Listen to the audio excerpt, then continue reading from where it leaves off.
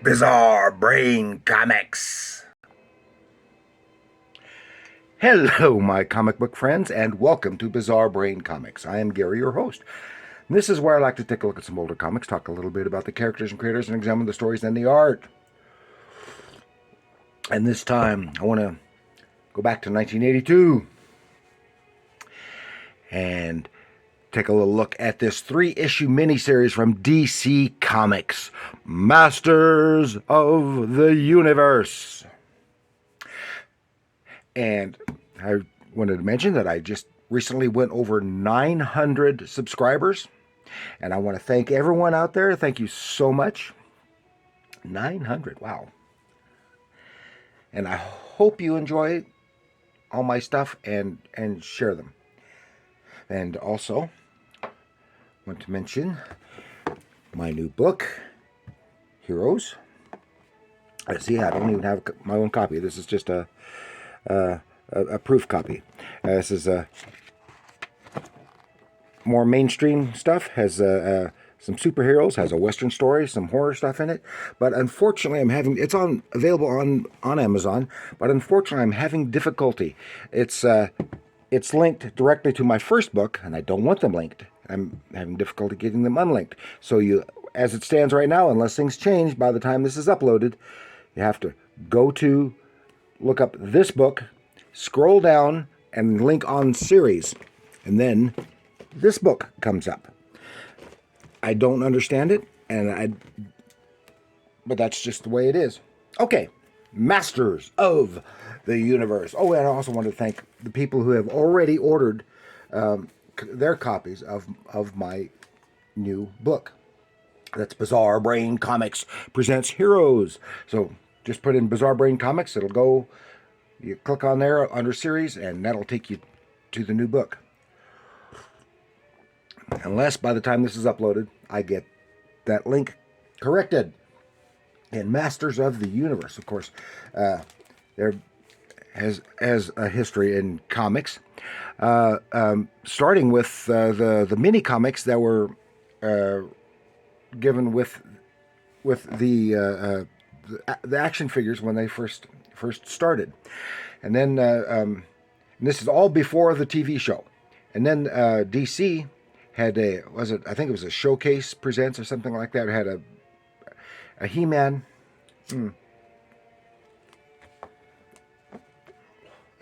and a Superman crossover, and I don't think I've got that one at all. I don't think I've ever had that one.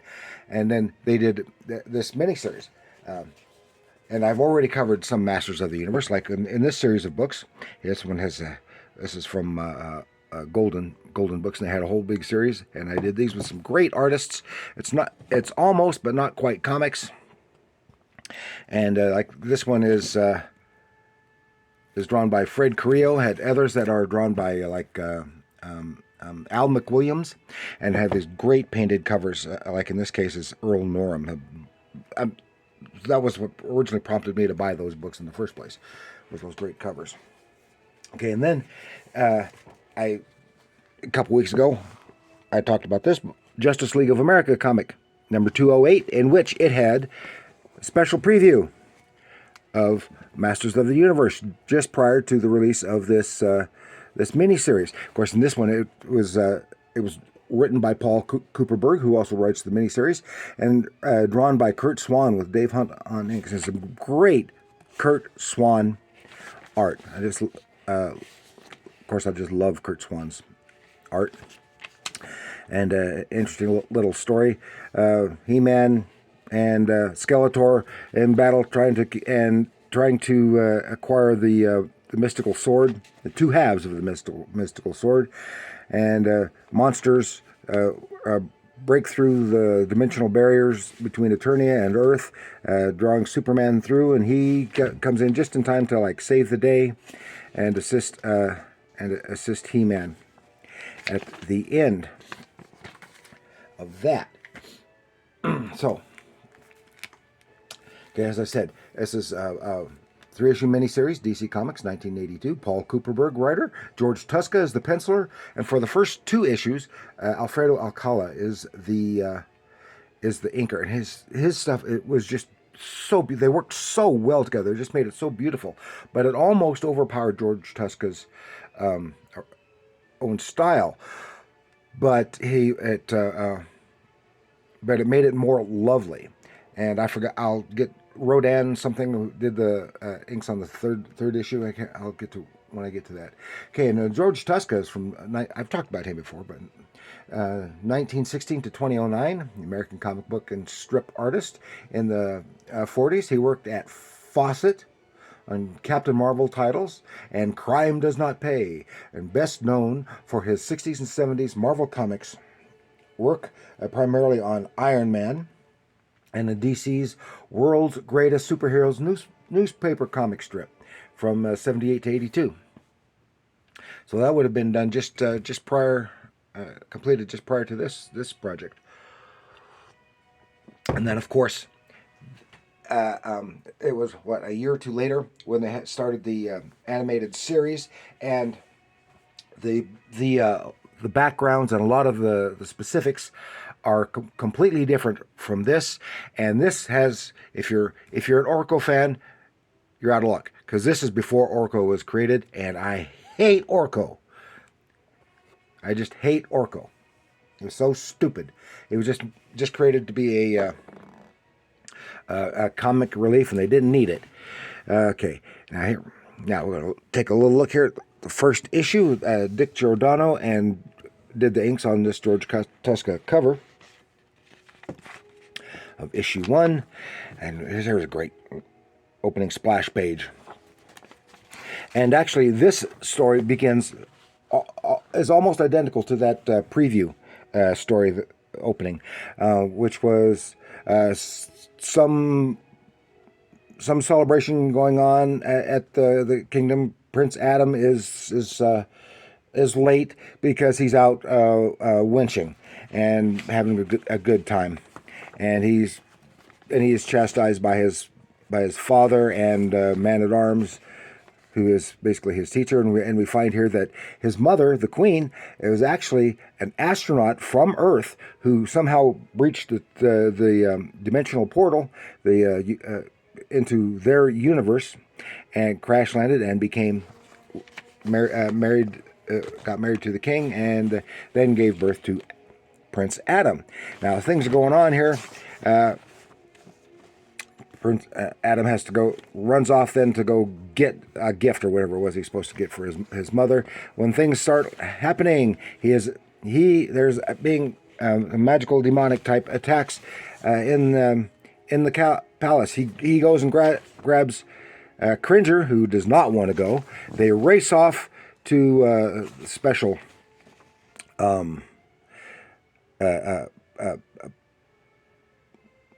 what am I trying to say? Cavern, where they are supposed to meet the goddess, but once he enters the cave, he is transformed into He-Man and Cringer into Battle Cat. But instead of the goddess being there, it's Skeletor. Ha ha ha! And Skeletor tells him he has captured the goddess. Some great storytelling. It's a fun read and fun reading, and the good artwork.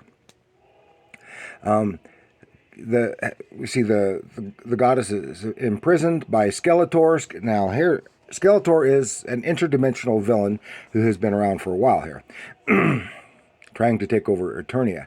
Now he's captured the goddess, and she is endangered and forcing He-Man to go on basically a scavenger hunt for him. Then we have an interlude here with Zodak, the trans-dimensional wave rider, whatever you want to call him, and he goes through time and space and dimensions, and he knows stuff, and he can't interfere. It's kind of like the Watcher, but he can give little snippets. And so He-Man is gone back. He gets with Teela, and they have to go see the court magician, not Orco. And I forgot what his Tarok, and he is under attack by demonic beings, and they bust in and they fight them all off. There's the man-at-arms busting in. Slash, crash, bang, fight. Lots of good fun battle. And then Battle Cat is disappointed because it's over. That's funny because Cringer, he is just a cringer. He hates all this stuff. But as Battle Cat, he just can't get enough fighting. So then they have to get information from him because he's got to get these talismans, certain talismans, for Skeletor, and so the wizard tells him about where he needs to go see the bird people, and stuff. So off to see the bird people, and the bird people are under attack by the beast men. Smash, back, and are fought back, and then they get to while he is on his way to the palace to talk about it, he just barely gets there in time, and he had the first medallion. It was part of his station, and that's that first issue. So then go to issue 2. Another this is Tuska with Klaus Janson inks, and now they're off to find it, the key to Castle Grayskull, and they're He-Man and Battle Cat off into the woods to find the second medallion. And he comes across some primitive tribesmen who happen to be friends. They're forest dwellers who happen to be friends of his, and they lead him where to go, because then they see how he had helped them in the past, and now these demonic beings are again attacking He-Man to prevent him from getting that medallion. And this is weird because it can't be Skeletor, because he's getting this stuff for Skeletor. So who is causing all this interference? But he gets there, he gets the medallion, and zam, he is transported elsewhere. Meanwhile, Tila, Birdman, and Man-at-Arms are off for the second one. That's this beautiful splash page there, and especially that water. Look at the beauty in that water. And they use a potion from the wizard so they can breathe water for about an hour. So they go down there to the mer people, and there is the evil merman confronting against him. Because he is no longer working at this time for Skeletor, but he and his people are fighting against them, and then Skeletor pops up and says, "Leave them alone. They're working for me. I don't care if you are or not." So while they're fighting them off, they get their medallion, and zam, they are teleported to this limbo area where He-Man and Battle Cat have already been transported to. So now they're trying to figure out what's going on. Then Skeletor appears to them, tells them what they have to do next, and again they are attacked by these demonic beings. And here we get just a hint of someone who is running interference. They fight the demons, defeat them. They're swept away, and this is when Zodak appears and intervenes, because it's in a position where he can do it. And dun dun dun, next issue. Issue 3, and this is one that's inked by, I'll see it here, Rodan Rodriguez. Issue 3, and then we start with Zodak from his perspective, and he's watching all this stuff. This is when nice double page spread. Big battle, giving us some of our background on what's going on. Then Zodak appears, it causes interference. He gets takes the 3 medallions from them, and then zam, where is it?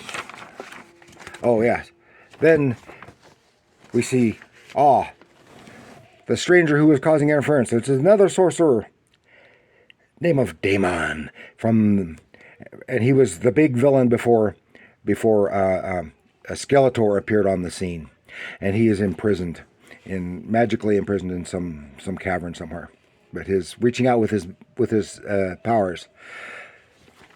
And then we get background, a little bit of background on that. But he is also after the two halves of the Mystic Sword, which are right there, but he can't get at them because of the Mystic Shield. He can't get at them. And he is being imprisoned right in the very heart of Castle Grayskull. So this is when Zodak takes those 3 medallions, and Zaor, the goddess's falcon, appears, takes the medallions, and off he goes. And then Skeletor in his cavern is attracted by horrible beasties and ghoulies sent by Daemon, and is pulled into his realm. Well, he can't get out. He can bring Skeletor in. Then they fight. Then we discover, boom, boom, boom, that this was all a scheme of Skeletor's to get into Castle Grayskull. So because he knew Daemon was there and was going to be doing all this naughty stuff, and he gets in there, and finally he can get at the sword himself. And he zaps in this other character, Manny Faces. It's almost like he was thrown in at the last minute. Then our heroes are teleported into the Castle Grayskull, and they're having to find, get to the center and all that stuff. They each take different routes, and they have their own complications, in which there's He-Man about to smash through this wall. Meanwhile, Teela, she's lost in a maze, so she blasts through the floor, which takes her into a chamber below where Skeletor is, and just as he snatches the 2 halves of the Mystic Sword and then puts them together, and boom, that's a great double-page spread. Splash page with He-Man smashing in behind them. Then they fight. Beastman fights for him, and then he gets Manny Faces, who is normally a good guy, but it makes him turn evil. He gets his beastie face, and they fight. Almost get killed. The Falcon goes to where the goddess is held prisoner, and is able to mystically get through the enchanted barrier, touches her, and with the medallions, and poof, she is free. Meanwhile, fight, and then the Falcon appears and snatches the sword away from Skeletor, and he loses all that power, and boom, He-Man smacks him, knocks him out, and Goddess is freed, and all is well. And that was a really rushed conclusion, and a little bit less than satisfying, but it was all over a fun read. It was just like event after event after event, and it's really fun. And whoa, that was being told at breakneck speed. But I had a good time reading it when I first got it way back when, and I enjoyed it now, and that's all I've got. So let me know what you think of Masters of the Universe, for the DC version, or the animated series, the comic strip, the little books. I've never got any of the little books that came with they're all different, because the backstory is different and everything. It was kind of evolving until it was codified in the animated series. So I hope you enjoyed that. Please like, share, and subscribe. You got friends who are Masters of the Universe fans? Well, share this with them. They might enjoy it. And do leave a comment. Let me know what you think of this miniseries, the Marvel series, the TV series, or any of the subsequent series. I know there have been a couple of subsequent series in both comics and TV shows since then. Or let me know what you thought of the movie, the live-action movie from, what was it, 86 or somewhere like that? Whatever. Let me know what you think of anything Masters of the Universe. And remember, comics are art. I have the power!